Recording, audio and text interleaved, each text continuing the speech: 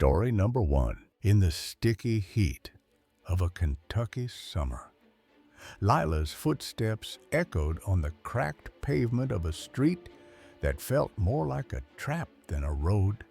At 20, she was a wisp of a girl, her thin frame swallowed by the city's shadows, her heart still learning the world's sharp edges. She was headed to pick up her son, her only anchor in a life unmoored by chaos. When the air turned heavy with menace, a truck roared by, its cargo of leering men spitting crude jeers that clung to her like smoke. Then came the car, sleek, too clean for this rough corner of Covington, and the man inside, his smile a blade disguised as kindness, offering a ride she'd never forget. The street seemed to watch as Lila hesitated, her instincts warring with her naivety. The truck circled back, its engine a low growl, the men's laughter a warning.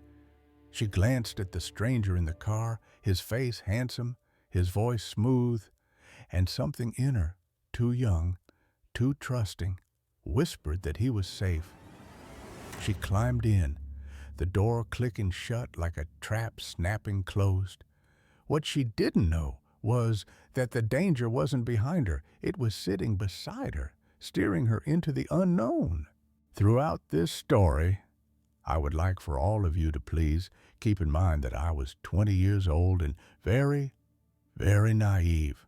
Lila was a young mother, barely out of her teens, her life a tangle of survival and hope. It was summertime and I was dressed appropriately for the heat, shorts and a tank.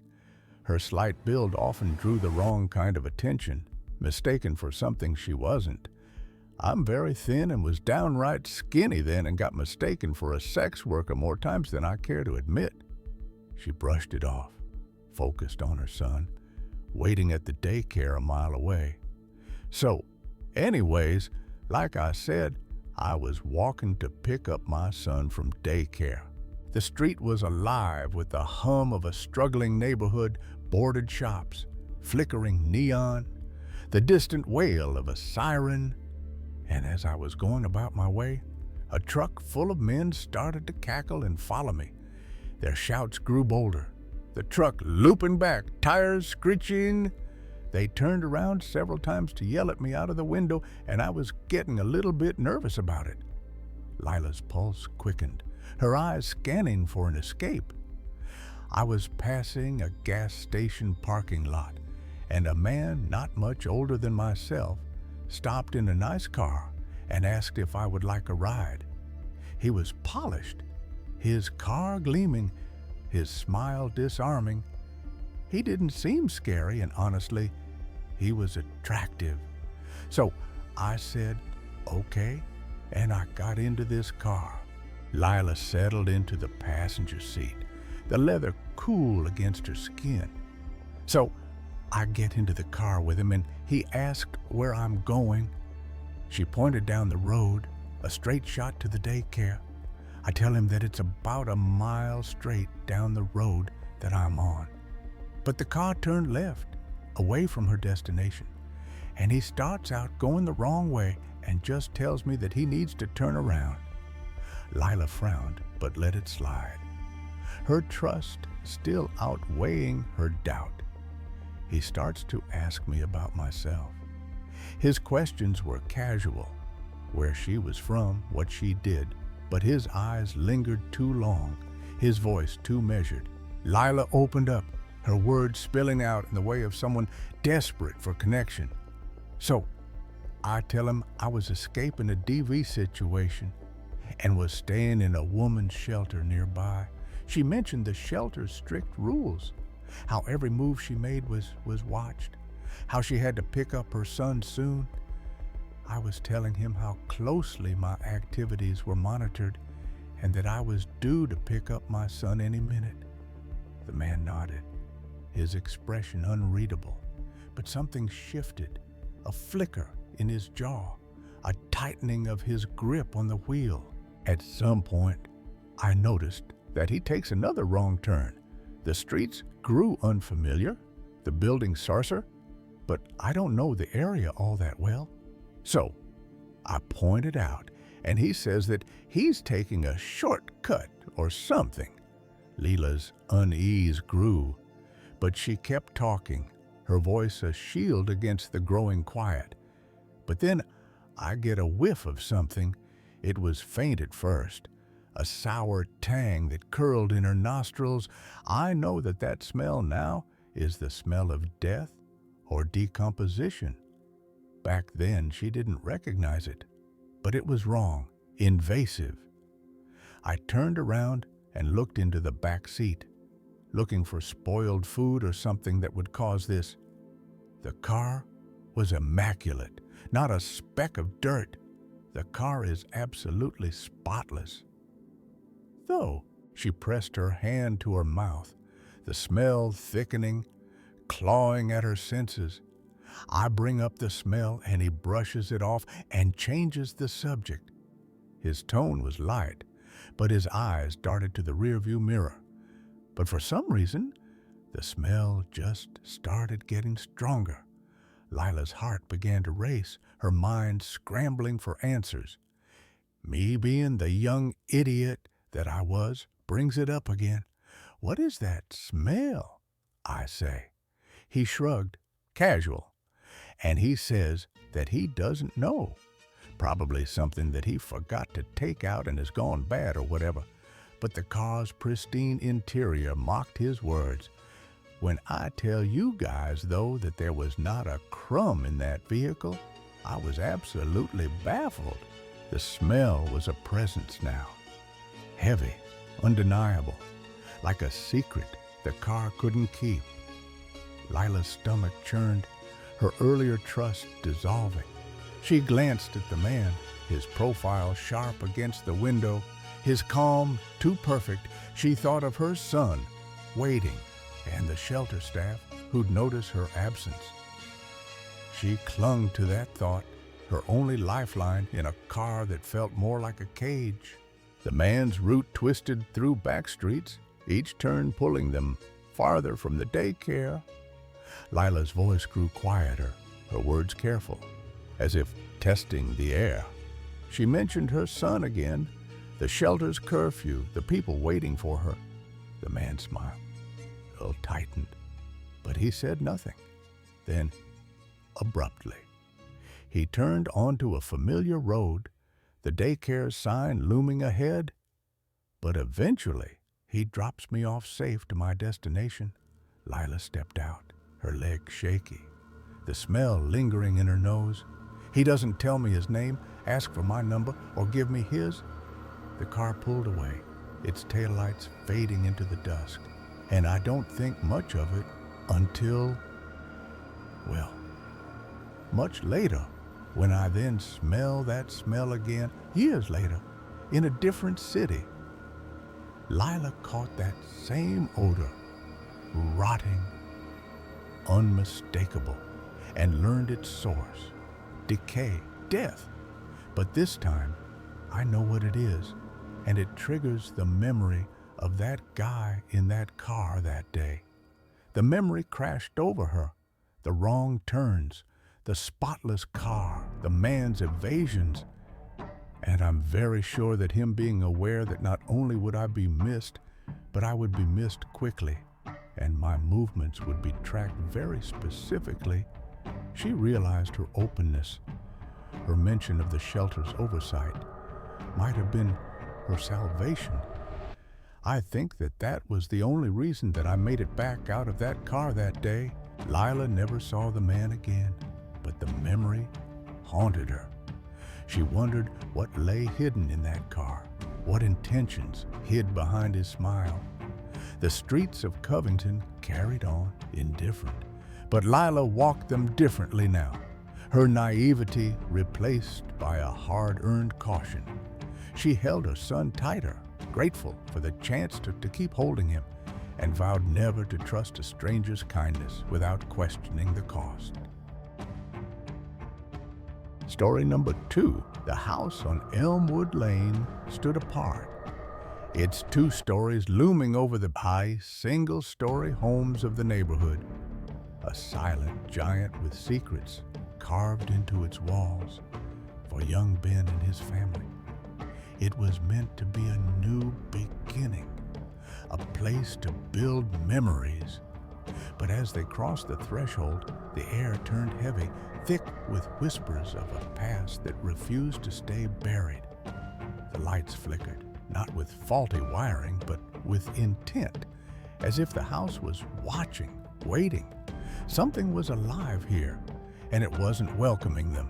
The first night, Ben lay awake in the room he was supposed to call his own, the last door on the left upstairs. A chill seeped from the walls, curling around him, urging him to flee.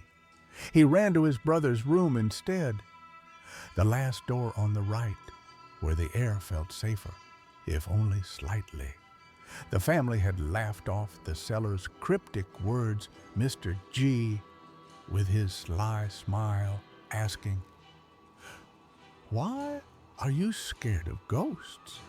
But as days turned to weeks, the house began to reveal itself, its secrets stirring like shadows in the corners. They tried to settle in, unpacking boxes, hanging photos, claiming the space, but the house pushed back. One evening, they returned from a walk to find every light blazing, the front door wide open. Ben's mother made them stay back, 2 houses up, while his father checked inside. Nothing was missing, no one was there, but the violation lingered. A message from the house, "You don't belong." My mom made us stay back about 2 houses up while my dad went and checked the house. The neighborhood buzzed with life. Kids on bikes, neighbors chatting over fences. But their house stood apart. Its history, a whispered rumor at the housewarming party. The air was festive, but unease simmered. Our next-door neighbor Bill was hesitant about coming inside and stayed on the front porch, but eventually came inside and sat on the couch and drank some beer. He froze when Ben's hamster ball rolled into the living room, his eyes wide with fear. Bill said that if that ball moves one more time, that he was leaving and that he won't be back. When it moved again, he fled, vowing never to return. He stuck to his word years later until we moved. Ben's mother tried to laugh it off, but the house's strangeness grew. Mim also goes to say that Mr. G was a bit of a weird guy and had secret rooms built into the house, behind bookshelves and all that. The neighbor across the street, Mim, revealed the truth. 2 women, Mr. G's wife and daughter, had died in the house, their lives claimed by cancer. And this is when Mim Mori informs my mom that 2 ladies had actually died in our house from cancer. Mr. G's wife and daughter, the house held their pain, and it wasn't letting go.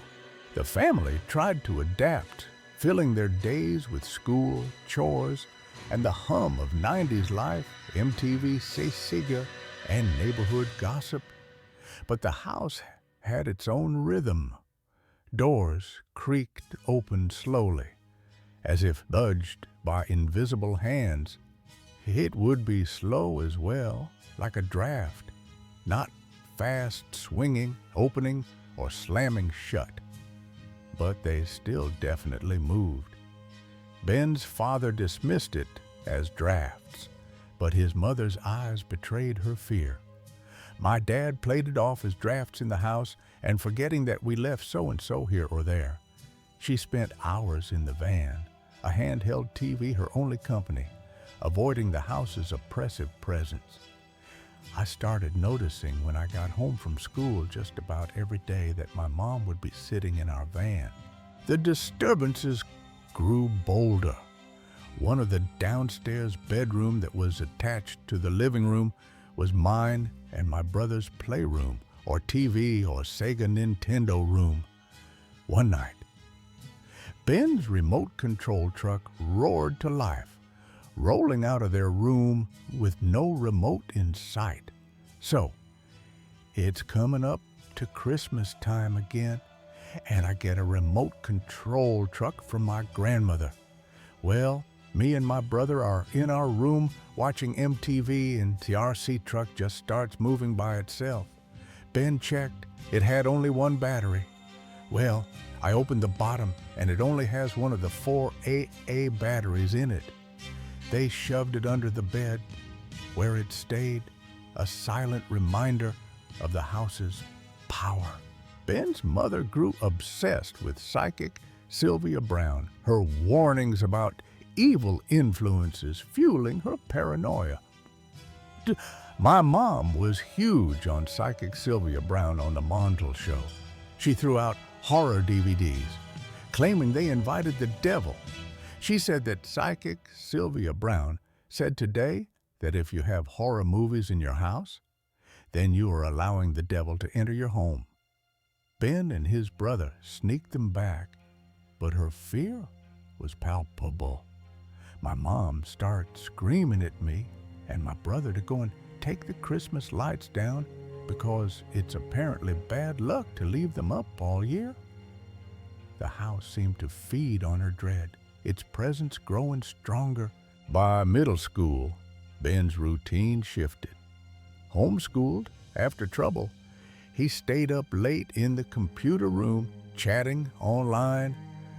I got into a little bit of trouble at middle school and had to be homeschooled at one stage. The curtain between the kitchen and laundry room moved, not with wind, but with purpose. And I started noticing that the curtain would move, not blowing, but crease and move as if someone was using their arm to move it out of the way. The laundry room door opened and closed, a nightly ritual. Then the laundry room door would open and then close. Ben named the spirits Heidi and Beth, a choice he couldn't explain. I ended up naming the spirits or ghosts or demons Heidi and Beth. One night, his brother joined him, curious about the late-night chats. Summer is here, and my brother decided that he wanted to stay up and see what I do all night. His hair moved, flicked by an unseen hand. He said, "Is my hair moving?" Ben brushed it off, but the fear lingered. I said, "No, you're imagining stuff because you haven't ever stayed up this long." Their mother's stories were worse. She felt pushed, her hair pulled, the house's malice targeting her. My mom just burst into tears with my brother and says the same thing happens to her, and also that she has been pushed down the stairs. The family fractured under the strain, and at this time, my mom and dad got divorced for whatever reason. Ben's mother spiraled, her fear of the house driving her to the van daily, and says that that's why she sits in the van every day all day long, because she's so scared to be in the house by herself. Ben, untouched by the spirits, felt left out until a dark moment alone. I was home alone one day, and my mom and brother and little sister went to the grocery store or something, and I, for reasons I won't get into, tried to end myself with a belt. He woke, the belt broken, saved by something he couldn't name. I woke up on the ground with a massive headache, and the belt was broken. The attic held more secrets. We got creeped out because we found a mold of someone's teeth up there. A bed frame brought new horrors. Shadowy figures loomed in their mother's doorway. Then she said that she would see these like solid black shadowy figures as tall as the door frame looking in her room. She got rid of it, convinced it was cursed. My mom put two and two together, and her theory was that whatever spirits were in the house didn't like the bed frame. Years later, the house burned. And then, in July of the same year, the house actually catches fire. The fire spared the attic, where Ben found a Ouija board, a check, and photos, and it was then that I actually found a Ouija board with a check from Mr. G to Professional Ambulance Services and a picture of the two ladies. His brother kept it, framing it like a trophy. My brother was into his emo rocker phase at that stage and decided to have the Ouija board framed. A chance meeting revealed the truth. She also told me that I found out that M is Mr. G's grandson. Mr. G's grandson, admitted using the Ouija board as a teen to contact his grandmother and aunt, Heidi and Beth. And he said yes. That's my board, and that's my picture of my grandma Heidi and my Aunt Beth. The names Ben had chosen were no coincidence. I mentioned that when I was a teen, I randomly gave the spirits in our house the names Heidi and Beth. The house was gone, but its shadow lingered. Ben's brother, haunted by his wife's death, blamed the Ouija board. My brother came to me a few weeks later and says that he wants to get rid of the Ouija board that he had framed. They returned it to M, closing a chapter. In the end, I asked if he wanted all of it, and he said yes. But the house's secrets stayed with Ben, a truth he and his brother carried unspoken into the years ahead. Story number 3. The highway stretched into the night, a lonely ribbon of asphalt cutting through the desolate Ojai Valley. No lights, no cars, just the hum of tires and the weight of an empty sky pressing down. Then out of the darkness, a mangled wreck appeared, its wreckage strewn like a battlefield, but no enemy in sight. Something had torn that car apart, something massive, yet the road bore no scars. And when the chopper's blades roared overhead, dropping a soldier from the sky, the night turned stranger still.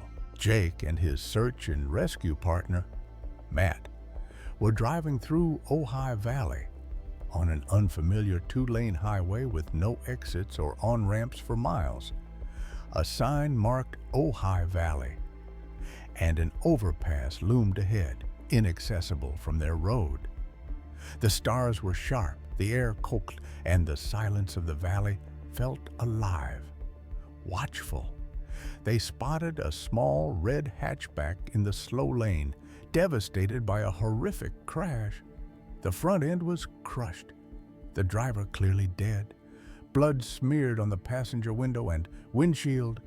The car's contents were scattered across the road, including 2 small animal carriers among the debris. Nothing moved in them, and the scene felt wrong, like a puzzle with missing pieces. They saw no other vehicles or people nearby, and no dead animals or blood on the road. What could have caused this? The car seemed to have hit something massive, yet no other vehicles, debris, or animal remains were present. The damage was too severe for a simple accident. Metal twisted, glass shattered, as if a titan had struck. Jake and Matt, both wilderness first responders, with Matt in med school, felt unsafe leaving their truck. They knew they could do nothing for the driver. No cell service reached their location, so they stopped to process the scene and decide their next move. The valley's silence was oppressive, like it was waiting for them to act. They planned to find the next exit for cell service, but a military helicopter appeared overhead, its crew member descending on a line. The chopper's roar shattered the quiet, its lights blinding, and Jake's pulse sagged. They had no idea what the car hit or why the military was involved. This wasn't a rescue, it was something else. Jake gripped the steering wheel, his mind racing. In their search and rescue work, they trained with military and occasionally saw Coast Guard or Army choppers assist, like with a capsized boat or evacuations. But this felt different. No distress call, no coordination, just a sudden, precise intervention. Why here? Why now? They later searched online for reports of the incident, finding nothing. No car parts suggested another vehicle, no blood indicated an animal collision. And the car in the slow lane faced the right direction with no tire damage.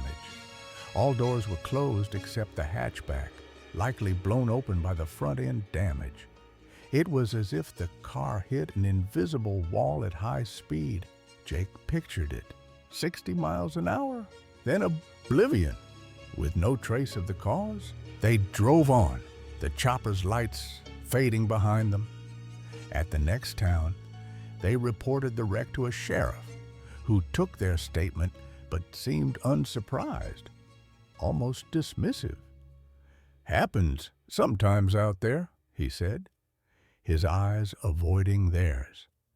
Jake and Matt exchanged glances, unsettled years later. Jake met a retired ranger who knew Ojai Valley's secrets. He spoke of blind spots on that highway, places where things vanished, cars and people, answers. The ranger hinted at government tests in the 90s, experimental tech gone wrong, leaving echoes in the valley. "Some crashes aren't good crashes," he whispered, then clammed up. Jake found no records, no proof, but the ranger's words stuck. Some nights he dreams of that wreck, the hatchback's ruins glowing under an unseen force, the chopper's blades slicing the dark. Story number 4. In the heart of an ancient forest, where the trees whispered secrets older than time, a boy stood alone. His small frame barely reached the height of the ferns, yet his presence seemed to hush the wilderness itself. No bird sang, no wind stirred, as if the forest held its breath, waiting for his next move. A hawk, fierce and untamed, perched on a stick by his makeshift tent, its eyes locked with his in silent understanding. This was no ordinary child, and this was no ordinary place. The night was heavy, the kind that pressed against your chest, making every shadow feel alive. Far from the safety of camp, across a river that roared like a beast, the boy had been left to face the wild alone. But he wasn't afraid. Something in his gaze, sharp and knowing, suggested he belonged here more than any guide or therapist who watched from the shadows. What was his secret? And why did the creatures of the forest trust him? The wilderness therapy program was a grueling test of survival and soul. Deep in the Pacific Northwest, where mountains loomed like silent judges, a group of troubled teens was led into the forest for 4 weeks. They carried heavy packs, learned to build shelters from tarps, and faced their demons around a campfire each night. Among them was a boy the guides called Little Wren. A nod to his slight build and quick mind, he was 12, absolutely tiny, looking about 8. His foster family had secured a scholarship for him, a chance to escape a past weighed down by his mother's struggles with hoarding and mental illness. He'd been caring for multiple siblings and felt lost without them. Wren was no stranger to hardship, but the forest was a new kind of challenge, one he met with quiet resilience. The guides, hardened by years in the wild, noticed Wren's quirks early on. Every time they faced a big hill, he'd say, "I could make it up this hill if I had Cocoa Puffs. Cocoa Puffs have 14 vitamins and minerals." He wasn't joking, and the guides stifled their laughter. He'd been in charge of buying food for his house with meager funds, choosing based on nutritional value in the wilderness, where meals were rice, beans, and peanut butter. Wren's obsession with nutrition was oddly endearing, but it was his other gift that set him apart, a gift that bordered on the supernatural. As the sun dipped below the horizon, the forest seemed to lean closer, listening. Wren's tarp shelter stood by a rushing stream, its waters glittering under the fading light. The guides had placed him here, a mile from camp, as part of the program's final test, a solo stint to prove self-reliance. He was a quick learner, smart, well beyond his years. Most kids struggled with the solitude, but Wren thrived. On the first night, a rustle broke the silence. A pair of eyes gleamed from the underbrush, not threatening but curious. A fox, bold and unafraid, stepped into the clearing, sniffing the air near Wren's shelter. The boy didn't flinch. Instead, he spoke softly, his words too quiet to catch, and the fox sat, as if invited to stay. The forest was alive with secrets, and Wren seemed to know them all.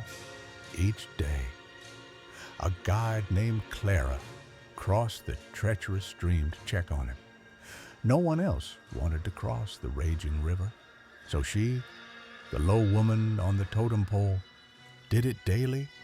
She'd hide in the brush, watching from a distance, ensuring Wren was safe. One day, a hawk sat on his hiking stick, part of his tent, and he was talking to it, sitting a few feet away. Clara froze, her breath catching. The hawk didn't fly away. It tilted its head, as if answering Wren's murmurs. For 30 minutes, Clara watched, mesmerized, questioning her own eyes. This wasn't normal.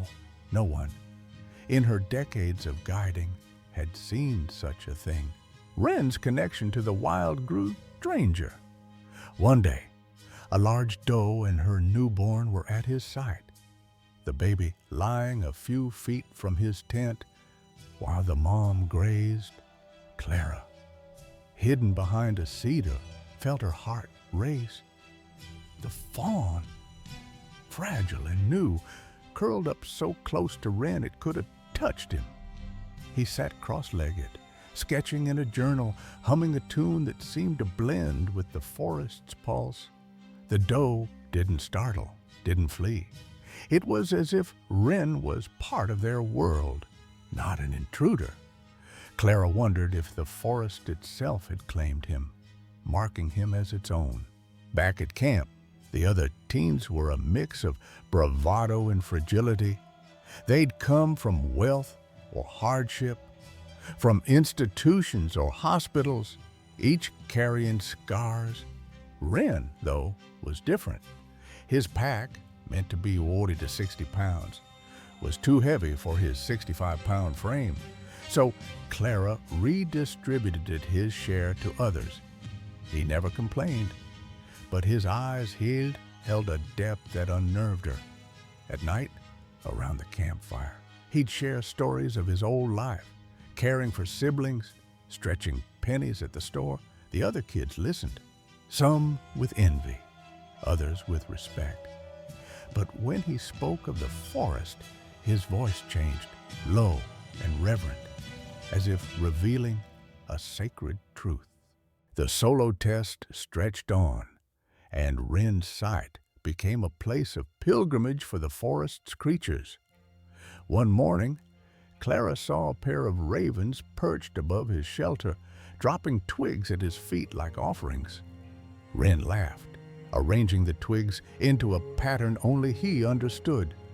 The ravens cawed, but a sound that felt like approval. Clara's notebook filled with observations, each more unbelievable than the last. Was Wren summoning these animals, or were they drawn to him? She couldn't shake the feeling that the forest was alive in a way she'd never understood, alive and watching. When the group reunited, Wren's stories sparked awe and skepticism. He'd written his encounters in his journal, and when he shared them, the other boys gave him a hard time. They accused him of lying, their voices sharp with jealousy. Clara, bound by a strict no-lying policy, told the group what she'd witnessed. Her words silenced the doubters. The kid had a true gift, it seemed. Wren didn't gloat, he just smiled, his eyes fixed on the horizon. Around the campfire, the air felt charged, as if the forest itself was listening to his tale. The other teens shifted uncomfortably, sensing something beyond their grasp. 2 therapists had brought dogs, and every morning, those dogs were snuggled next to Wren or by his shelter. Despite rules against it, the dogs, loyal to their owners, seemed to choose Wren instead. Clara watched them curl up beside him, their heads resting on his small chest as if guarding a treasure. She wondered what they sensed in him, a warmth, a light, something the wild recognized. The forest had its own language, and Wren spoke it fluently. His gift was undeniable, yet it carried a weight, a mystery that lingered in Clara's mind long after the program ended. Years later, Clara stood at the edge of that same forest, its shadows unchanged. She thought of Wren Schmidt, now a distant memory, and hoped he'd followed his dream to be a game warden. The wilderness had shaped him, or perhaps he'd shaped it. The hawks, the doe, the ravens, they'd seen something in him, something eternal. Clara never saw him again, but she carried his story, a beacon of wonder in a world too quick to dismiss the impossible. The forest kept its secrets, but for one small while, it had opened its heart. Story number 5. The rain fell in sheets, blurring the world beyond the gas station's flickering lights. Nora, a 25-year-old barista from Seattle, pulled into the station, her windshield wipers struggling against the downpour. I parked at the pump in front of the store, and there were no other cars or people around except for a van parked at the other set of pumps. The van sat alone at the far end, its outline barely visible through the storm. Something about it felt wrong, like a predator waiting in the mist. Nora shook off the thought, chalking it up to the gloomy day, but her hand lingered on the door handle, hesitant to step out.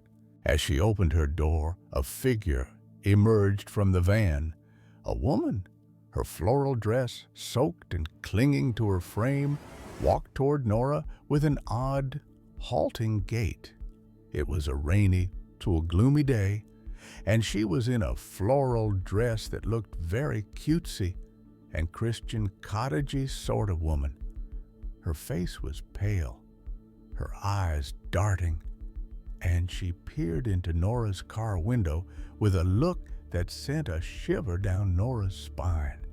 She looked slightly confused and was subtly sort of looking into the window of my car before she approached me after I opened my door. "I'm stranded," the woman said, her voice trembling.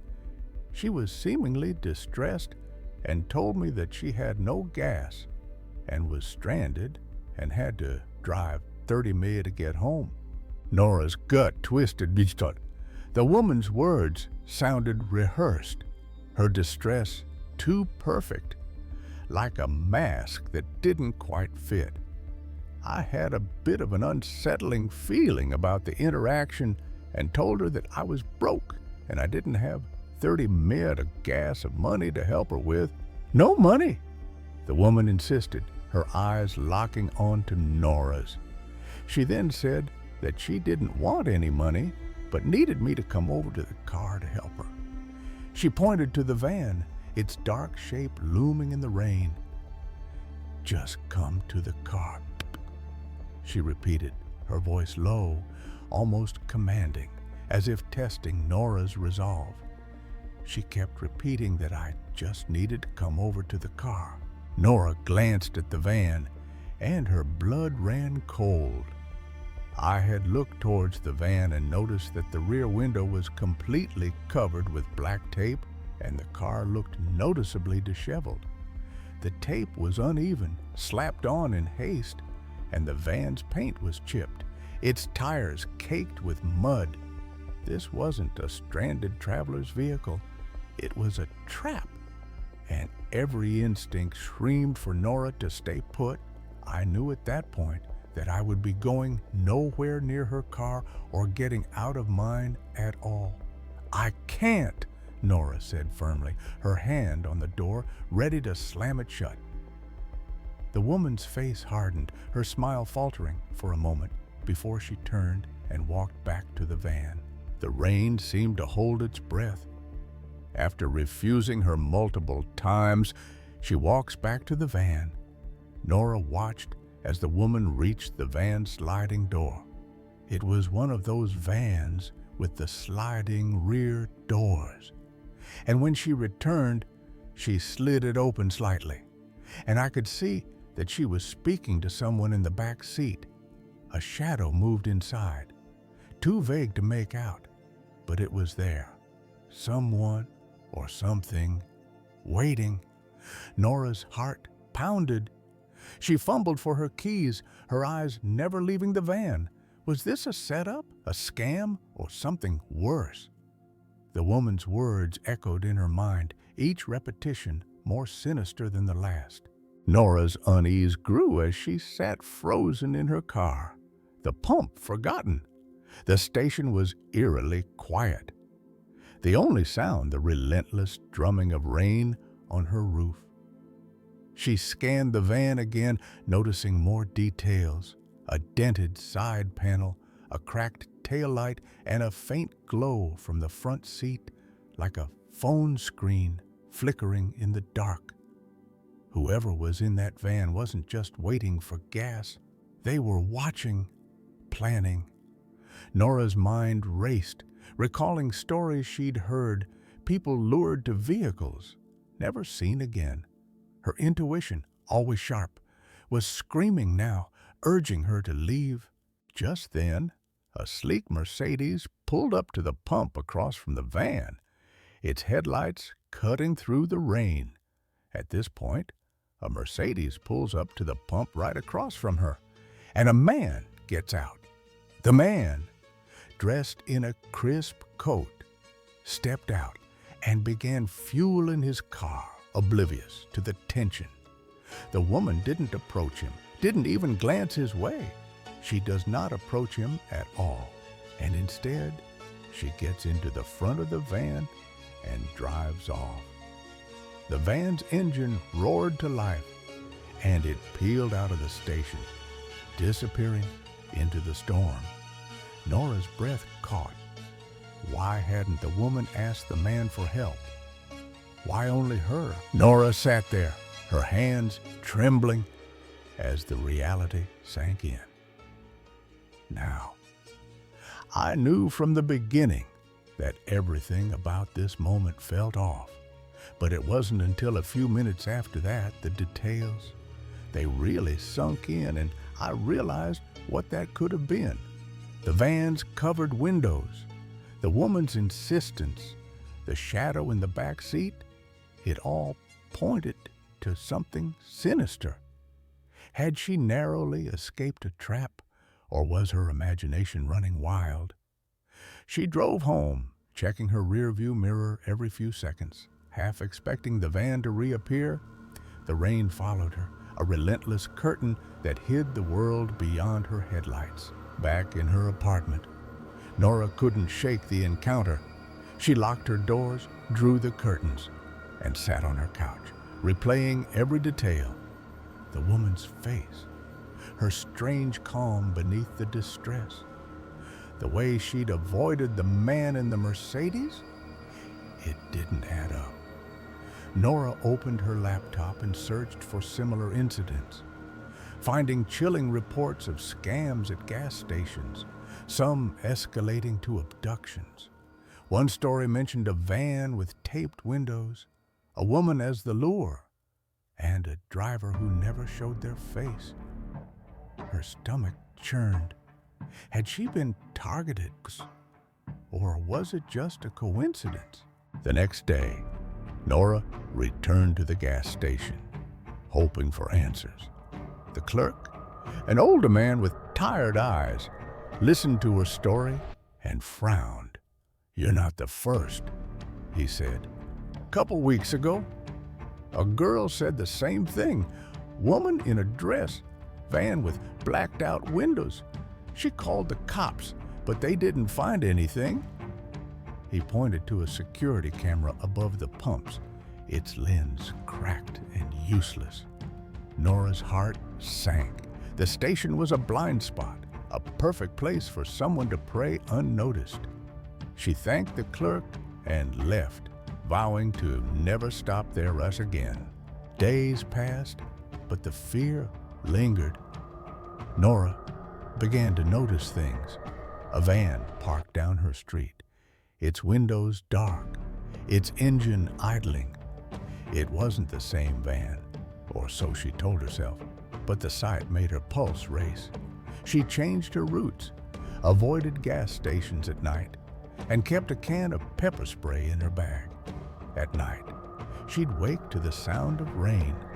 Half convinced, she heard footsteps outside her window. She confided in a friend who urged her to report it, but what could she say? A woman asked for help, and she didn't give it. The police would call it nothing. But Nora knew better.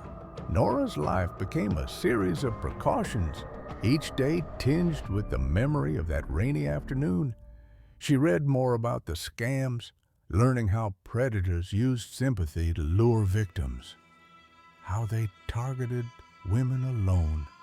One night, she found a crumpled note in her mailbox, unsigned, with a single word: careful. Her blood ran cold. Was it a warning, a threat, or just a cruel prank? She installed a security camera, but the note haunted her, a reminder that she'd seen something she wasn't meant to see. Months later, Nora saw a news report, a van matching her description, linked to a string of disappearances in the Pacific Northwest. The police had no suspects, only grainy footage of a woman in a floral dress at a gas station. Her face obscured by rain, Nora's breath caught as she recognized the dress, the van, the calculated movements. She called the tip line, her voice shaking, and told them everything. The operator thanked her, but Nora knew the truth. She'd escaped, but others hadn't. The rain still fell outside, and somewhere that van was waiting for its next mark. Story number 6. The new apartment complex stood gleaming under the Indiana sun, its fresh paint and modern lines a stark contrast to the endless cornfields that once claimed the land. For Matt, his young wife, Emily, and their toddler, Jacob, it was a dream come true, a place to call their own, a fresh start for their little family. But as they hauled boxes up the pristine stairs, something felt wrong. The air inside was too still, too heavy, like the building was watching them. Matt brushed it off, chalking it up to the stress of moving. Their pit bull, Daisy, wasn't so easily swayed. The moment they brought her to the apartment, she froze at the threshold, her hackles raised, a low whine escaping her throat. Matt tugged her leash, coaxing her in to sit, but she refused to budge. Her eyes fixed on something he couldn't see. Emily laughed. saying Daisy was just being stubborn. But Matt noticed the dog's gaze kept drifting to Jacob's room. He felt it too, a prickle at the back of his neck when he stood in that doorway, a sense that the room wasn't as empty as it seemed. They settled in, or tried to show. Matt worked late shifts at a diner, while Emily juggled cosmetology classes and motherhood. Daisy eventually stopped whining at the door, but she never set foot in Jacob's room. Matt didn't push it. The room gave him an uneasy feeling, like standing too close to a cliff's edge. He told himself it was nothing, just a new place, just new nerves. But 3 days after moving in, the illusion of normalcy shattered. Matt had taken Jacob and Daisy to a nearby park, letting the boy run wild while the dog chased squirrels. They returned exhausted, Jacob collapsing onto his bed for a nap. Matt sank into the couch, savoring the quiet until he heard a voice. Jacob's voice, clear and deliberate, coming from his room. Not the usual babble of a toddler, but a full conversation, as if answering someone. Matt's stomach twisted. He crept to the doorway, peering inside, and saw Jacob sitting up, staring at the corner of the ceiling, talking. "Who you chatting with, buddy?" Matt asked, forcing a smile. Jacob's small face turned to him, serious, almost solemn. The lady in the corner," he said, pointing to the ceiling's edge. "She's scary." Matt's blood ran cold. He scanned the corner, nothing but bare plaster and shadows. He laughed it off, ruffling Jacob's hair.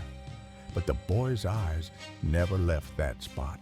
Matt felt it again, that prickle, stronger now, like a whisper he couldn't quite hear. The first red flag was my pit bull named Phoebe wouldn't go anywhere near the place.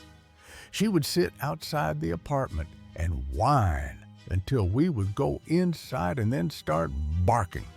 Daisy's behavior had been a warning, one Matt wished he'd heeded. That night, he and Emily discussed Jacob's imaginary friend over dinner, or so I thought, because when I went to go and check in on him, he was talking to himself in a full, coherent conversation. Emily shrugged it off, saying kids make up stories. So I asked him who he was talking to, and he replied with the scary lady in the corner of the room as he pointed to the corner of the ceiling. They agreed it was just Jacob's imagination running wild, nothing more. But sleep didn't come easily. In the dead of night, a scream tore through the apartment. Jacob, shrieking from his room. Matt bolted upright, heart pounding, and raced down the hall. I was awoken by my son, though screaming and crying in the middle of the night. Jacob was sitting up in bed, pointing at the same corner, his face pale with terror. And when I went in, he was pointing at the corner of the ceiling again. My dog, though, was also staring at the corner of the room, barking. Daisy stood rigid, her barks echoing off the walls. Her eyes locked on that empty corner. Matt scooped Jacob up, his small body trembling, and carried him to their bedroom, slamming the door shut. The barking stopped, but the silence felt worse, heavy with unspoken threats. The next day, Matt worked a double shift, his mind distracted. He called Emily during breaks, checking in. Everything seemed fine until 11:30 p.m. When his phone rang, Emily's voice was frantic, barely coherent. But at about 11:30, I received a phone call from her saying the same things from last night are happening again, and I needed to go home at that moment. Matt told his boss it was an emergency and sped home, his pulse racing. As I open the door, I hear the chaos going on and go straight to our room, where I find her sitting in the bed with our son. He's crying hysterically. The dog is sprinting back and forth, barking as loud as a dog can bark. Emily was clutching Jacob, both of them sobbing. Daisy was a blur of motion, barking at the closed door to Jacob's room. Matt didn't think. He grabbed his family and fled to his parents' house, the apartment's oppressive air chasing them out.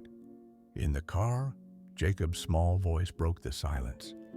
As we're driving there, my son looks at me dead in the eyes and says, "Daddy, she wanted me to tell you that she's a poltergeist." The word hit Matt like a punch. Jacob was too young to know it, too young to even hear it. Matt's hands tightened on the wheel, his mind reeling. They returned the next morning, steeling themselves for answers. What they found was chaos. We returned to the apartment the next day, and my whole house is as if it has been just completely turned upside down. My son's dresser is on the floor. All the clothes are spread out all over the room. The toy box was empty, and every toy that we had was scattered around. His crib was vertical up against a wall. Jacob's room was unrecognizable. Furniture toppled, toys strewn, the crib impossibly propped against the wall. Matt's stomach churned. This wasn't a prank. It wasn't imagination. Something had done this. Something that wanted them gone. They packed what they could and left for good. The apartment's lease a small price to pay for their sanity. And it was that day that we decided that it was time to move out. Months later, a chance encounter with a horror movie confirmed their fears. Jacob, wandering into the living room while Matt and Emily watched The Grudge, froze. He dropped down to the floor, though, and instantly started crying and saying that apparently that was the woman that he had seen. His sobs echoed the terror of those nights, pointing to the screen's ghostly figure as the scary lady. The experience changed Matt. I've always been a believer in the paranormal, or at least wanted to, but this experience made me look at life differently. He'd wanted to believe in the supernatural, but facing it, feeling its malice in his own home, was something else entirely. The apartment was new, built on land that should have been empty, but Matt couldn't shake the rumors of burial grounds, of something older and angrier than the cornfields. He never found proof, but he didn't need it. The terror in his son's eyes, the chaos in that room, was proof enough. Years later, the memory still haunted him, a wound that never fully healed. Honestly, I get a bit teary-eyed even sharing this because it feels like I just haven't and cannot begin to process this whole thing. The family moved on, but they carried the weight of those nights, a reminder that some things don't need to be seen to be real. The apartment complex still stands, its new tenants unaware of the whispers in the corner, waiting for someone new to claim. Story number 7. The house stood alone, a stubborn outpost against the endless fields, its weathered boards creaking under the weight of silence. Nora lived far from the world, her home tucked 150 feet from a road that carried no travelers. The night was a heavy curtain unbroken by streetlights, swallowing the land in darkness. She sat on her porch, the faint glow of her cigarette the only defiance against the void. Then, from the kiwi orchard nearby, a sound, a stifled breath, too human, too close, shattered the stillness, and Nora's heart began to race. The orchard was no place for strangers. This was a land of wide gaps, where neighbors were miles apart, and the road led nowhere but to those who belonged. Nora's 3 trucks, parked like sentinels, shielded her porch from prying eyes. Yet the sound came again, not a rustle of leaves, but a deliberate presence. as if someone watched from the tangled vines. She froze, her breath shallow, straining to hear over the hum of cicadas. Was it a trick of the mind, or had the night brought something to her doorstep? The air grew heavier, the darkness thicker, as if the land itself held secrets it refused to share. Nora's porch was her sanctuary, a place to think, to breathe, but now it felt exposed, a stage for an unseen audience. She scanned the orchard, her eyes catching only shadows that seemed to shift when she looked away. The isolation she'd once cherished now felt like a trap. The miles of empty fields, a barrier no one would cross to help her. Something was out there, and it knew she was alone. Her cigarette burned low, its ember a fragile beacon. Nora's thoughts drifted to the boy she babysat, his playful attempts to scare her with clumsy stealth. But he was gone, picked up by his mother hours ago, their car long vanished down the road. The sound in the orchard wasn't his. It was older, heavier, carrying a weight that made her skin prickle. She wanted to call out, to demand answers, but the silence was a warning, urging her to stay still, to wait for the night to reveal its truth. Then a voice, low, steady, impossibly close, cut through the dark. It asked for a cigarette, each word deliberate, as if testing her. Nora's body locked, her mind scrambling for an explanation, a phone ad, a neighbor's prank. But the voice spoke again, closer now, and she turned to face it. A man stood behind her, tall as a specter, his presence a violation of the night's rules. The orchard, the road, the darkness. They had birthed him, and he was here, uninvited, on her porch. Nora's house was a fortress of solitude, its distance from the road a shield against the world. My house sit fairly far back from the road, around maybe 150 feet roughly. Maybe a little bit further, to be honest. But between the entrance to my driveway and my front porch, I have 3 vehicles parked that would obscure the view from anyone walking or driving by. The road was a forgotten thread, winding through fields with no shops, no lights, no reason for strangers to linger. I live in the country on a side road with no stores or anything along it, or nearby even. So, someone getting lost looking for an address or something out here is pretty unlikely here.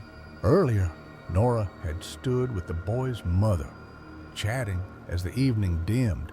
When the kid's mom came in to get him, she and I were talking outside the car for a minute while he was finishing a match on Apex, when we both heard a noise that sounded like someone trying to stifle a cough from in their kiwi orchard bordering my house.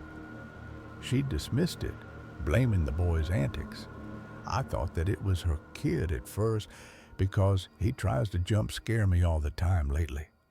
But he'd rushed out, and they'd left, leaving the sound unexplained. And I didn't even realize until later that that was weird, because who the heck was coughing in the orchard? Now, on her porch, the man loomed, about halfway through smoking. A man spoke up from somewhere near me and asked if he could have a cigarette. He was impossibly tall, his beard and hair willed, his feet bare against the earth. This dude was tall as well, like really tall, somewhere between like 6'3" and 6'6" at least. Beard, long hair, barefoot. His clothes, a long coat over pants, seemed out of place, like relics from another time. Wearing maybe blue or gray pants and no shirt and a long coat or robe. Nora's heart thundered as she fumbled her cigarette pack. My heart was pounding so fast that I pulled out of my pack.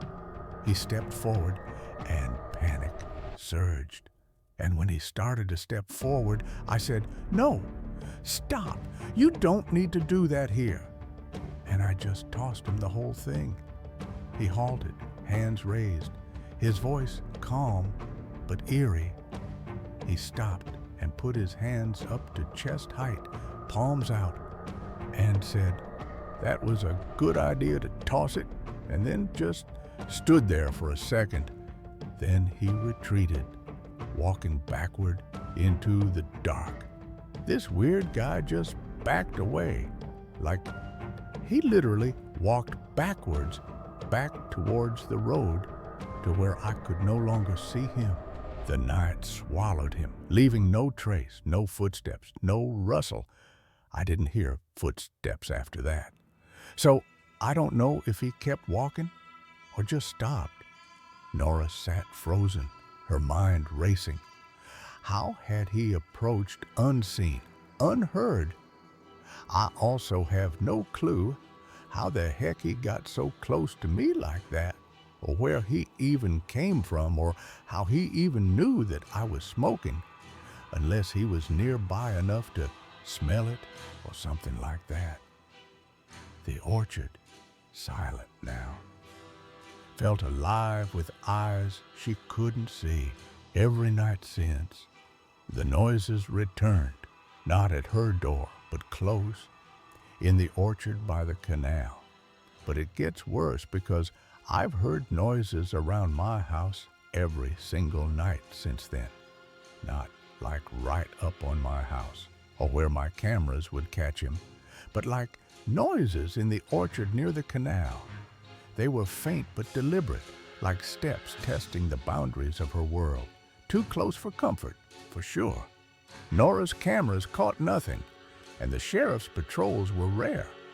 I asked the sheriff to patrol out here if they could, but they're almost never out this way. The man wasn't a neighbor, nor a wanderer lost in the fields. The road led nowhere, and strangers didn't come here. Nora began to wonder if he was human at all.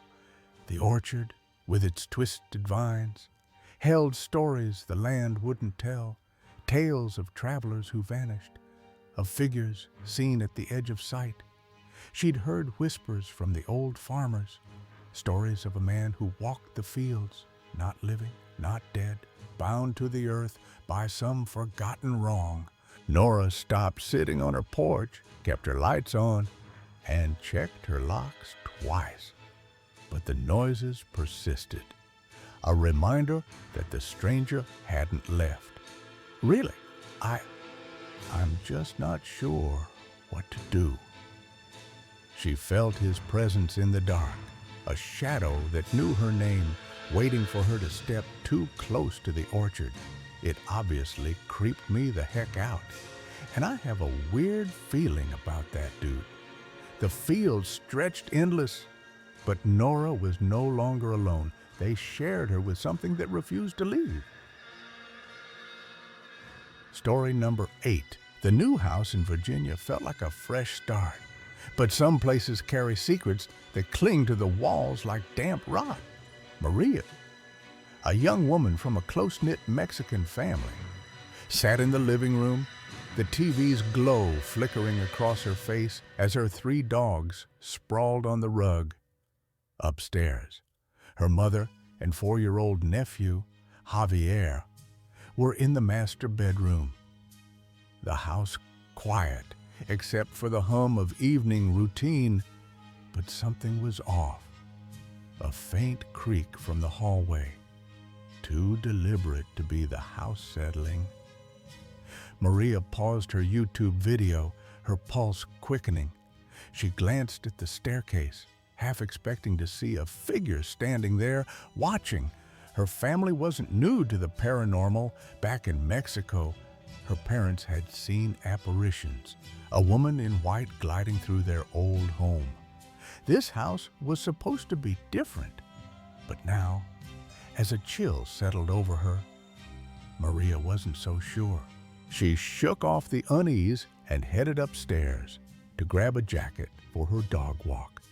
The air grew heavier with each step, the shadows in the hallway seeming to shift just out of sight, at the top of the stairs. She heard a soft murmur from her mother's room, not the usual chatter, but something strained, urgent. Maria pushed open the door, expecting to find her mother on the phone. Instead, she saw Javier perched on a revolving chair, his small hands clutching his iPad, his eyes wide with confusion. Her mom asked Javier in Spanish, "What did you see?" He then answered, "There was a man in the closet, and he walked out, and he was gone." Maria's blood ran cold. The closet door stood open, a yawning black void that seemed to pulse with menace. Maria forced a smile, trying to keep her voice steady. She looked into the dark closet, which has the door opened like normal, and walked into it. The space was cramped, smelling of mothballs and old wood, but empty. No human shape, no trace of anyone. Yet Javier's words hung in the air, his small voice so certain, so unshaken. Maria called Javier's mom, who chalked it up to his imagination. But Maria knew her nephew. Javier had an active imagination, but never something that would actively scare him like this. He loved his cartoon heroes and park adventures, but ghosts? The closest he'd come was a silly video about a slide eater. This wasn't a story he'd spun for fun. It was something he'd seen, something that left him puzzled, not terrified. Kidson. The room felt smaller now, the walls closing in as Maria's mind raced. She sat beside Javier, asking gentle questions. He described the man, tall, dressed in dark clothes, his face blurred like a smudged photograph. He'd stepped out of the closet, looked at Javier, and vanished into the air. Maria's skin prickled. Was it a trick of the light? A shadow cast by the iPad's glow? Javier wasn't trying to hide or anything, just sort of keeping close with her mom. Her mother, who'd been in the bathroom during the incident, admitted she'd felt a strange chill before Javier spoke. Maria's thoughts drifted to their old home in Mexico, where furniture moved in the night and a woman's silhouette haunted the halls. Was this house hiding something similar? Maria didn't walk the dogs that night. Instead, she locked every door, checked every window, and kept the lights on. The closet loomed in her mind, its open door a silent invitation. She researched the house's history, digging through county records online. The previous tenant, a reclusive man, had lived alone for decades. His death barely noted in local papers. What if he'd never left? What if his presence lingered, watching from the shadows? Maria set up a motion sensor light in the closet, but it flickered on randomly, even when no one was near. Javier stopped playing in the bedroom, his iPad forgotten. He'd point at the closet sometimes, whispering, "He's still there." The family adapted, avoiding the upstairs at night, but the unease never faded. Maria slept with a rosary under her pillow, her dreams filled with footsteps and faceless figures. She bought sage, burned it in every room, and prayed in Spanish, her voice trembling. Maria couldn't bring herself to believe that Javier had imagined something like that. The dogs, once carefree, now growled at the staircase, their hackles raised. One night, Maria woke to a faint sound, a man's voice, low and indistinct, coming from the closet. She didn't investigate. Instead, she moved her bed to the living room, vowing to break the lease if it happened again. This house wasn't a home. It was a trap, and whatever lived in that closet wasn't done with them yet. Story number 9.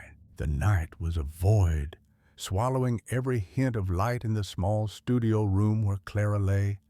The air was warm, heavy, with the scent of old wood and paint. But something about the darkness felt alive, pressing against her skin.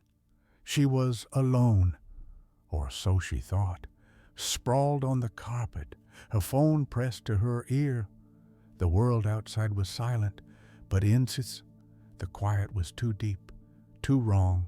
Clara's voice was soft, weaving through a late-night conversation with her boyfriend, Tom. The room, once a garage, was now her temporary refuge at her parents' house. She'd had a glass of wine earlier, just enough to blur the edges of her thoughts. But as she spoke, her eyes strained against the pitch black, searching for shapes that weren't there, or were they? She shifted, lying flat on the floor, the carpet rough against her cheek.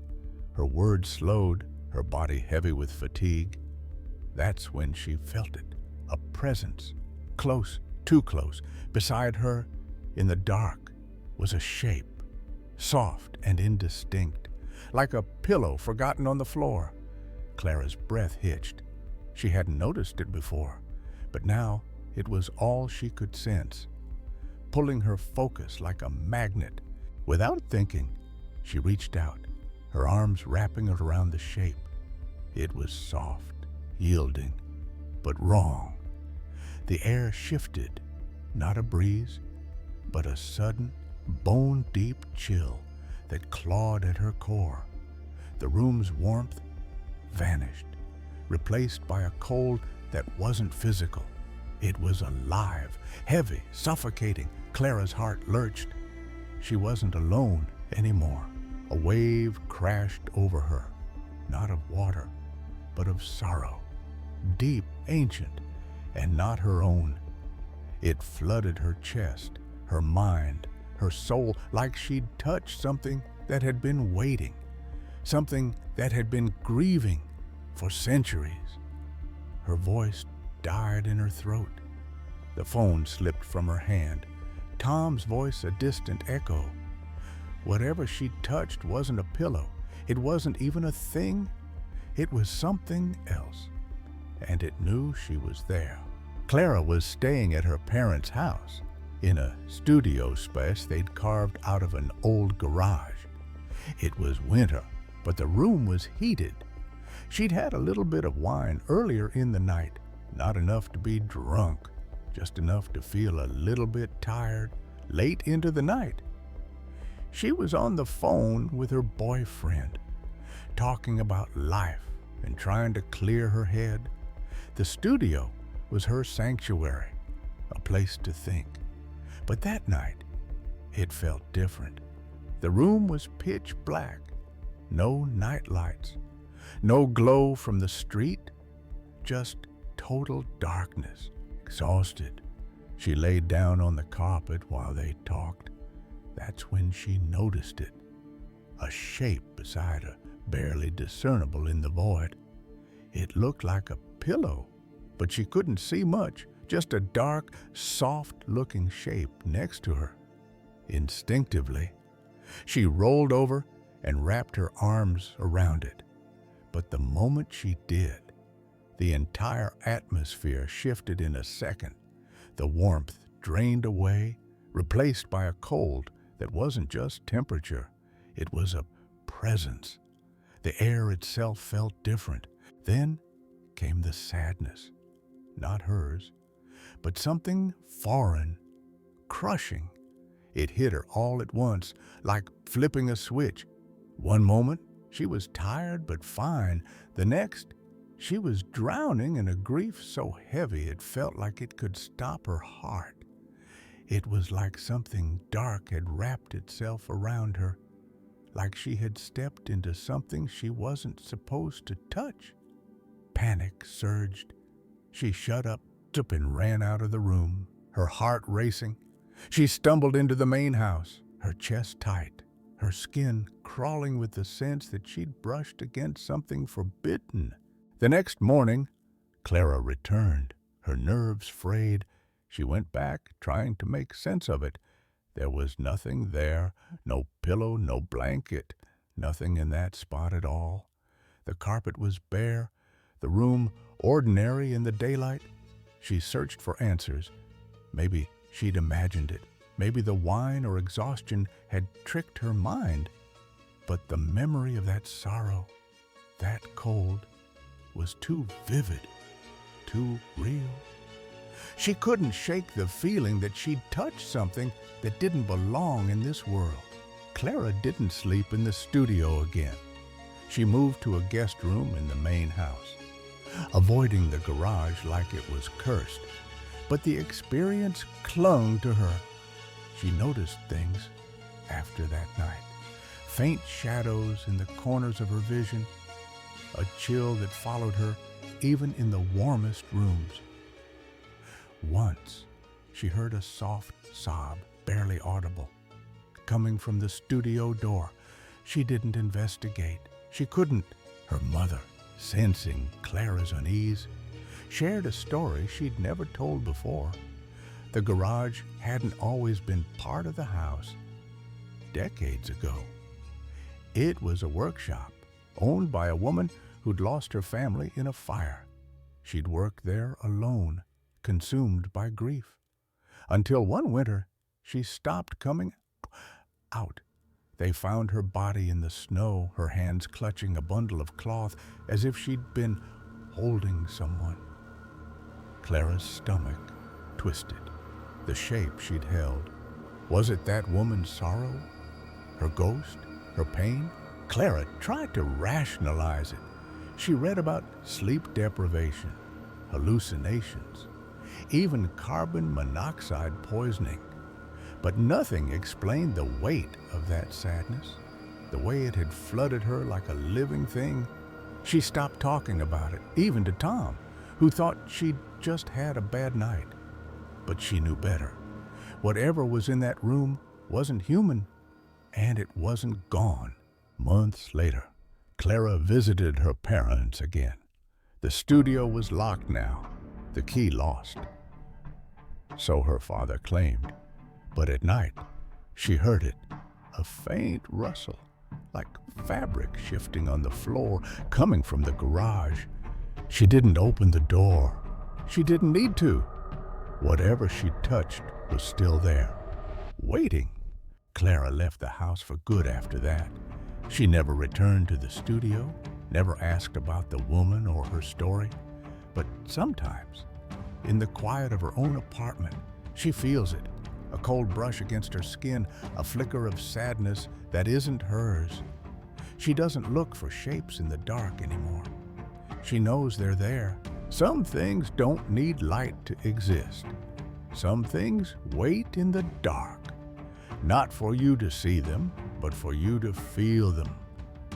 Clara learned that the hard way in a room that held more than memories. Story number 10. The night was too still at Palmetto June's, the kind of quiet that feels like it's hiding something. James stood on the balcony of his rented condo. The ocean's hum, distant and faint. But the air was wrong, thick, almost liquid, as if time itself had slowed. He glanced at his watch. 2:30 a.m., the same time his sister, Laura, had mentioned earlier that evening. A knock, she'd said, loud enough to wake her. No one was there. James laughed it off then. But now, standing alone, he felt it, a pressure, like the resort was holding its breath. Then it came, a single sharp rap on the condo door, not a knock, but a demand. His heart lurched. The sound echoed, too loud for the empty hour, too precise for a mistake. He stepped inside, the room suddenly smaller, the walls closer. Another knock, slower this time, deliberate. The condo felt alive, its shadows stretching, its clocks frozen. James wasn't alone. And then the third knock came, but it wasn't from the door. It was from inside the walls, deep and hungry, as if the resort itself wanted him to answer. It was a family vacation last summer. The sprawling resort of Palmetto June's on Hilton Head Island buzzed with tourists by day, but at night it turned eerily silent. James, his wife, and their 2 kids stayed in a condo near the resort's edge, close to Langton. His older sister, Sarah, was nearby, while his younger sister, Laura, had a unit closer to the center, near the security roundabout. My siblings and I were all in separate condo complexes in Palmetto Dunes. That night, the family gathered at Laura's for drinks and dessert. So it's night, and we all meet at my younger sibling's place for drinks and some dessert. Laura mentioned something odd.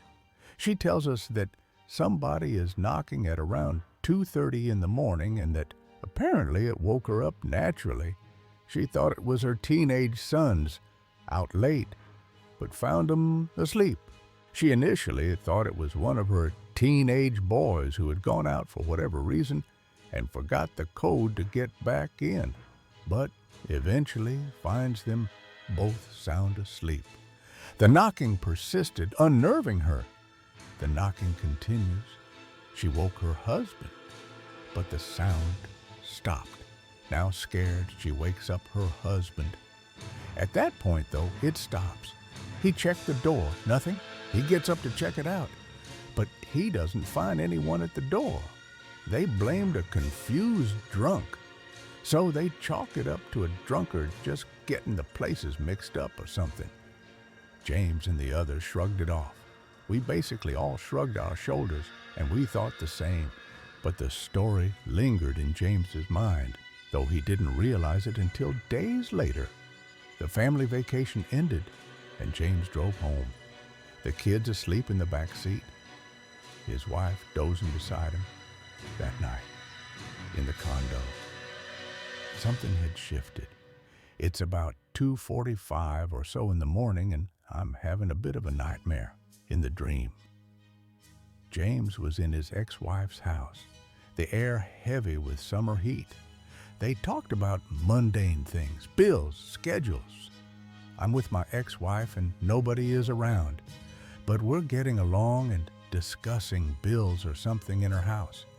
She went upstairs to shower, and a knock came at the door, loud and insistent.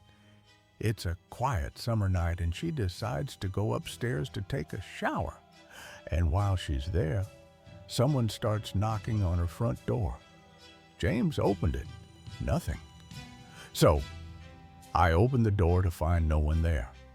He stepped outside, checking the yard, and found the sliding glass door open.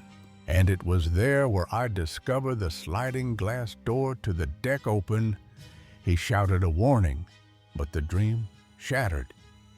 I yelled to my ex that somebody must be in the house. Reality hit hard.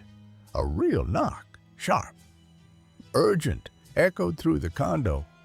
But then I wake up and somebody's literally banging on the condo door. James's pulse raced. It scared the heck out of me. He checked his phone for messages, thinking it might be Laura or Sarah. I checked my phone for messages, thinking that perhaps one of my sisters is trying to get a hold of me for an emergency or something. He woke his wife. The knocking stopped. I wake up my wife and then it stops. He checked the kids' rooms. They were asleep. I quickly go into the kids' bedrooms and they're all sound asleep. At the dining area window, he saw nothing but the lit deck, empty and silent. Finally, I walk quickly to the dining area window and I peek out, but there's no one there. The front deck area is well lit, and it's as silent as one would expect it to be at like 3:00 in the morning. The next morning, as they packed to leave, Laura's story flooded back. The next morning, we left to head back home, and my sister's story of the knocking at the door, right around the same time, hit me out of nowhere, sending a huge shiver down my spine. The timing, 2:30, 2:45, was too precise. James's dream and the real knocks aligned with Laura's experience, as if the resort itself was playing a game. The condos, with their pristine facades, hid something older, something that didn't belong. James later learned about Palmetto June's history, a string of unexplained incidents, guests reporting knocks, footsteps, even voices. Always around 2:30 at Kima, locals whispered about a fire in the 1970s, a tragedy that left the land scarred. The resort was built over it, but the past didn't rest. The drive home was tense. James couldn't shake the feeling that something had followed him from Palmetto June's. The knocks weren't random. They felt personal, like a message. His wife dismissed it as exhaustion, but James noticed small things after they returned home. Clocks stopping at 2:30, faint raps on windows at night. He never told Laura or Strauss, afraid to stir up more fear. But he researched the resort obsessively. Old newspaper clippings mentioned a groundskeeper who died in the fire, a man known for patrolling the property at night, knocking on doors to check on guests. Some said he never left. His routine trapped in time.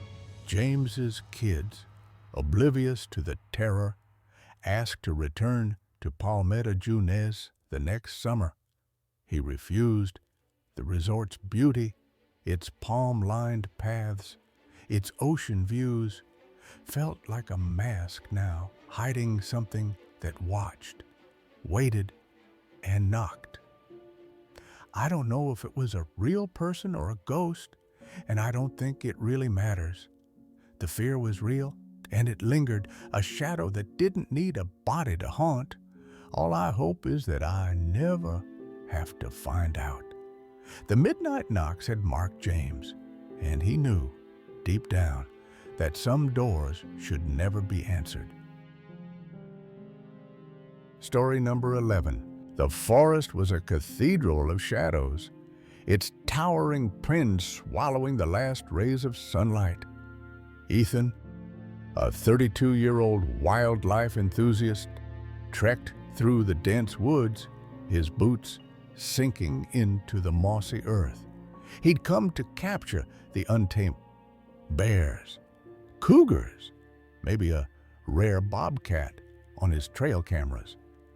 But as he ventured deeper, the air grew heavy, the scent of damp foliage tinged with something sour, unnatural. The trees seemed to lean closer, whispering secrets he wasn't meant to hear. He paused, his breath visible in the crisp air, and scanned the game trail ahead. Nothing moved, yet he felt watched, as if eyes were hidden in the undergrowth. Ethan shook it off, blaming his imagination, but the unease lingered, a weight in his chest. He found a clearing perfect for his cameras and set to work, unaware that something in the forest had already noticed him, something that didn't belong.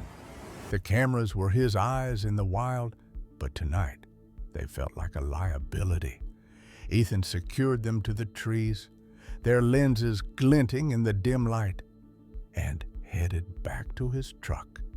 The forest was silent, turbulent, the kind of quiet that screamed danger. As he drove away, the woods seemed to exhale, and in the rearview mirror, he swore he saw a flicker of white among the trees, a shape too human, too still. Weeks later, Ethan returned, his excitement tempered by a nagging dread. The forest was unchanged, but its stillness felt like a trap. He retrieved the SD card, his fingers tingling as he held one that felt unnaturally cold. Back in his truck, he loaded the images onto his laptop, expecting wildlife. What he saw instead stopped his heart. A woman, her tattered gown flowing, clutching a doll, staring into the void. She shouldn't have been there. No one should have been. Ethan's hands shook as he clicked through the images, each one worse than the last. The woman's lifeless eyes, locked onto the camera, seemed to see him, to know him. The final image was empty, as if she dissolved into the air. He was alone in the truck, but the forest felt alive, its gaze pressing through the windows, and he knew he'd brought something back with him. I eventually found an ideal location, a flat area with good visibility in both directions along a well-used game trail. The forest canopy allowed only slivers of sunlight to break through, casting shifting shadows on the ground. Ethan's setup was meticulous, each camera angled to catch movement along the trail. He'd chosen this spot for its isolation, a place where only animals should roam. I set up 3 trail cameras, ensuring each was on video mode before securing my gear and heading back to my truck. The hike back was uneventful, but the forest silence gnawed at him, a warning he ignored. When he checked the footage, the results were baffling. To my surprise, 2 of the cameras had captured nothing at all, while the third had recorded only 4 pictures instead of video. The images were a shock. The first image, it showed nothing but trees and brush. The second revealed a woman in a long flowing gown, standing eerily still, clutching an old-fashioned doll in her arms. Her dress was frayed, her face hidden by dark, matted hair. The third image was even more unsettling. She was now facing the camera directly, her lifeless eyes locked onto the lens. The doll held firmly against her chest. The fourth image was empty, the woman gone. A cold shiver ran down my spine upon seeing this. Ethan hiked back to the site, searching for evidence. I hiked back to the location where she appeared in the pictures, yet I found no footprints other than my own. The undergrowth was undisturbed, as if no one had even stood there. The forest was pristine, mocking his fear. He stood where the woman had, his skin crawling, and felt the air shift, as if the trees were holding their breath. Something was wrong with this place, something ancient, and he'd stumbled into its domain. That night, his house became a stranger. I took the SD card home and I transferred the images to my laptop, not realizing that this simple act would invite something into my life. Shadows moved in his peripheral vision, too quick to catch. Footsteps echoed in empty rooms, deliberate and slow. He woke to find his bedroom door ajar, though he'd locked it, and the air was thick with the scent of damp earth, like the forest had followed him home. Thus, sleep became a battle. His dreams filled with the woman's eyes, her doll's cracked face staring blankly. Ethan couldn't let it go. He needed answers, needed to face whatever this was. Determined to get some answers, I decided to return to the site better prepared this time. He packed extra cameras, motion sensors, and floodlights, his rifle a cold comfort at his side. This time, I brought additional trail cameras, perimeter alarms, and cam lights. I set up my hammock in the center of a protective ring of cameras and alarms, carefully marking an exit route. The forest was darker now, its canopy a shroud that blocked the stars. He strung the hammock, his hand steady but his heart racing, knowing he was bait in a trap he didn't understand. Night fell, and the woods grew silent. The usual chorus of crickets and owls absent. As darkness settled in, the woods fell into an eerie silence. Not even the usual nighttime sounds of crickets and owls filled the air. Ethan sat in the hammock, night vision scope in hand, scanning the trees. The darkness was a living thing, pressing against him, and he felt her, the woman, before he saw her. A chill ran through him, not from the cold, but from the certainty that he wasn't alone. Hours passed, the silence deafening. Then, just after midnight, the world erupted. A rapid succession of deafening booms filled the air, relentless and overwhelming. Ethan's first thought was gunfire, but the sound was wrong. Too deep, too primal. Every single one of my perimeter alarms, they had all triggered at once. The floodlights flickered, casting jagged shadows that moved against the trees, and in the chaos, he saw her, a flicker of white, her gown flowing, standing just beyond the light. Her eyes burned into his, unblinking, and the doll in her arms twitched as if alive. Ethan grabbed his pack and rifle, his body moving on instinct. A deep primal fear took hold suddenly. My hair stood on end as I grabbed my pack and rifle, heading for my exit point. I didn't walk, I ran. The forest fought him, branches clawing at his face, roots tripping his feet. He felt her behind him, her presence a cold weight on his back, her footsteps silent but relentless. He stumbled into a ditch, the earth swallowing him chest deep. The smell of decay choking his lungs, bursting through the patch of ferns. I suddenly found myself tumbling into a ditch, chest deep into the cold earth. He clawed his way out, his pulse a roar in his ears. Finally, through the darkness, I saw my truck gleaming under the moonlight. He reached the truck, his hands shaking as he grabbed the handle. I reached for the door handle, and that's when everything went black.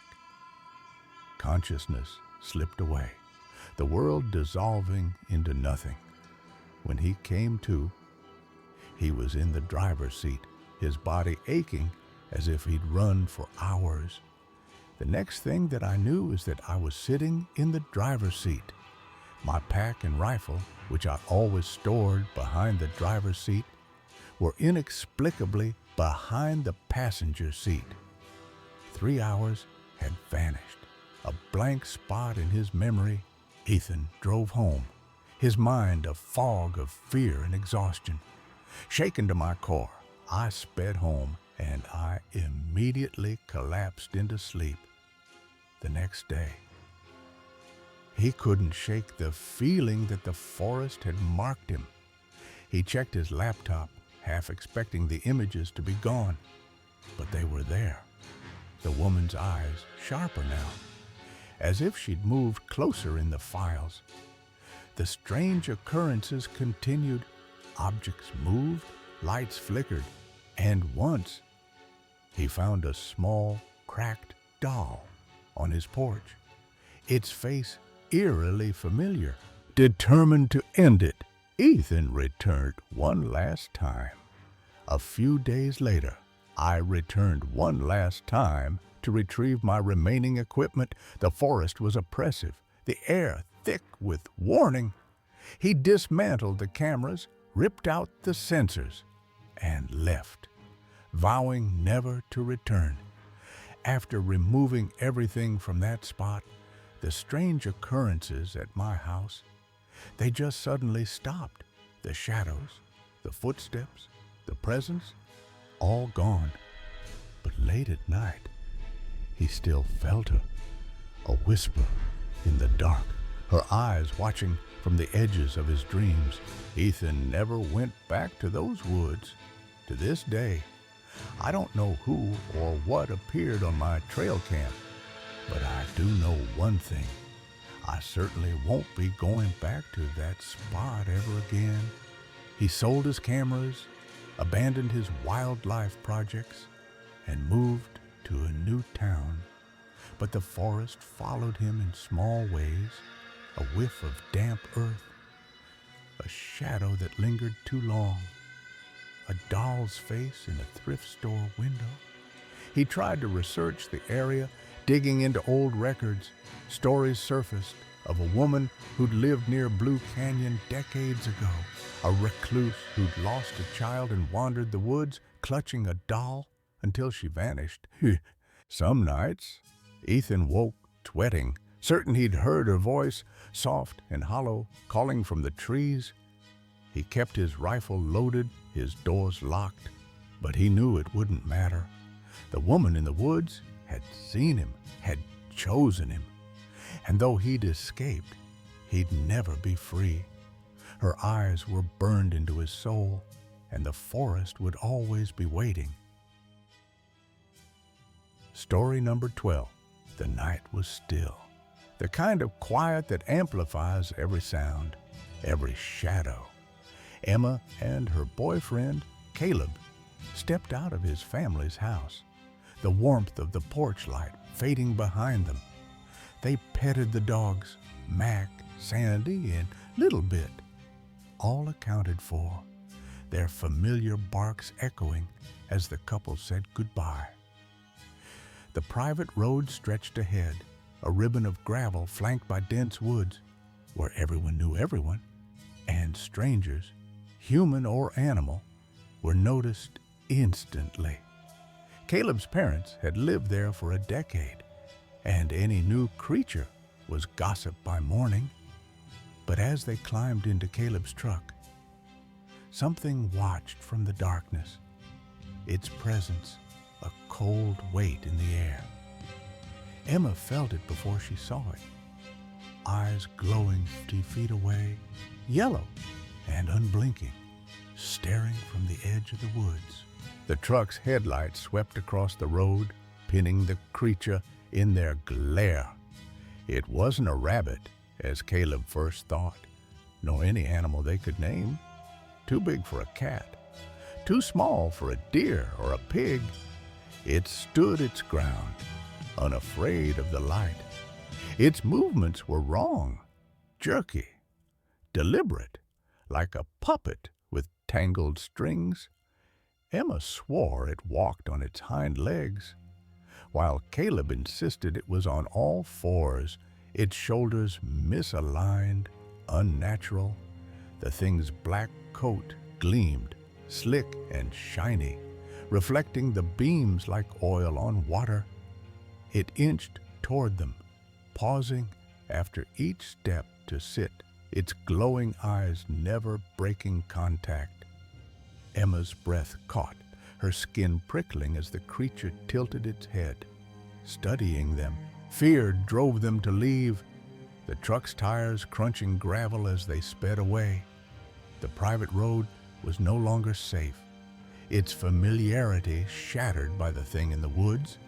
They had gone to Caleb's to grab clothes for a night at Emma's, but the encounter left them rattled. The creature hadn't chased them, but its presence lingered, a shadow in their minds. Emma's grandparents, disabled and reliant on her, lived at the end of a long driveway, 150 yards from the road, where the gate was always shut. But when they arrived, the gate yawned open, its hinges creaking in the breeze. Emma knew her grandparents couldn't have left it that way. They were asleep, unable to walk the distance. The open gate was a violation, a sign that something was wrong. The private road wasn't just a street. It was a community, a place where secrets were shared over coffee, where stray dogs were named before noon. But the creature didn't belong. Its eyes, burning yellow, weren't animal or human. They were something else, something that knew them. Caleb drove in silence, his hands tight on the wheel, while Emma replayed the encounter. The thing had moved 4 times, each step calculated. Before they fled, she'd seen its shoulders, too high, too twisted, like a body reshaped by force, and Caleb swore that it was a dog. But no dog moved like that. No dog stared with such intent. The woods along the road, usually alive with crickets, were silent, as if holding their breath. Emma wondered if the creature was still there, watching, waiting for them to return. Emma's house felt like a fortress, but the open gate shattered that illusion. Her grandparents, frail and housebound, relied on routine, doors locked, gate closed, no exceptions. Emma had left it open when they left for Caleb's, but she'd expected to close it before morning. Finding it wide open, untouched by her sleeping grandparents, sent a chill down her spine. Caleb parked, his headlights sweeping the driveway, but the light revealed nothing. No footprints, no tracks, just the gate swaying. They sat in the truck, unwilling to step out, the memory of the creature's eyes burning in their minds. Emma's phone buzzed, a neighbor's text about a strange dog seen near the road, but the description didn't match. Too tall, too human, too wrong. Inside, the house was quiet, but not peaceful. Emma locked the doors, checking each window, while Caleb stood by the gate, staring into the dark. They were shaken, unsure what they'd seen, and turned back rather than face the road again. The creature hadn't followed, but its influence had. Emma's grandparents slept, unaware, but the house felt different, as if the thing's gaze had seeped through the walls. On X, Emma shared their story. Desperate for answers, she asked if anyone knew what it could be, if it was dangerous, or if they could dismiss it. Replies poured in, tales of black dogs with human eyes, of shapes that walked the woods at night. None were certain, but all were warnings. Don't go back, don't look too long. The road stayed with them, a scar on their sense of safety. Caleb avoided driving at night, his truck's headlights no longer a shield. Emma couldn't pass the gate without checking it twice, her hands shaking as she latched it. The neighbors talked, their stories growing, a shadow by the mailbox, a howl that wasn't a dog's. Some blamed coyotes, others whispered of older things, legends of the land before the road was built. Emma found an old book in her grandparents' attic, its pages brittle, describing watchers that guarded sacred places. Neither beast nor man. Go on.